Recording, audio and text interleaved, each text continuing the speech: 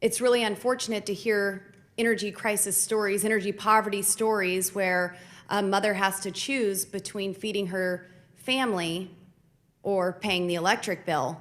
But that's where more than 20 million Americans are right now because of Joe Biden's energy policies that he enforced on Americans January 20th, 2021, where we were energy secure, and he completely surrendered that energy security.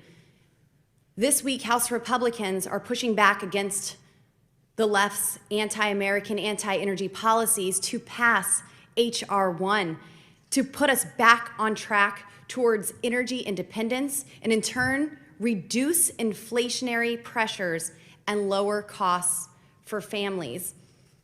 Dr. Paul, in your recently released paper, An Economics Case for Restrictive Supply-Side Policies, you advocate for nationalizing the United States oil and gas industry. Do you still agree with that statement? Yes, in that research paper, we highlight 10 policies that would facilitate So let me get this straight, Dr. Paul. So you support a communist-style takeover of our oil and gas industry? Because that's exactly what this is, nationalizing our oil and gas industry. The majority of countries around the globe that have substantial fossil fuel reserves have public ownership of those reserves. This so that is they a can communist-style takeover, and we've even heard from my colleagues on the other side of the aisle that they never want to invest in fossil fuels and the infrastructure of it here in America again, which is quite alarming. Dr. McPherson, prices for heating American homes rose by more than 27% in the past year.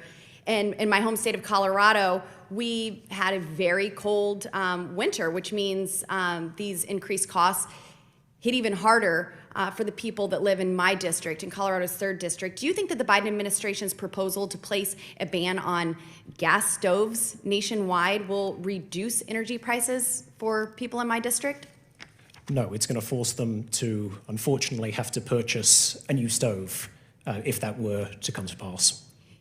Yes, and we've seen this administration make other extreme proposals for families concerned about energy costs, including Mayor Pete, who had the nerve to say that families concerned about high gas prices should just shell out $55,000 for an electric vehicle. So we have some politicians saying, just go buy brand new electric appliances. Others saying, completely ditch your car and get an electric vehicle.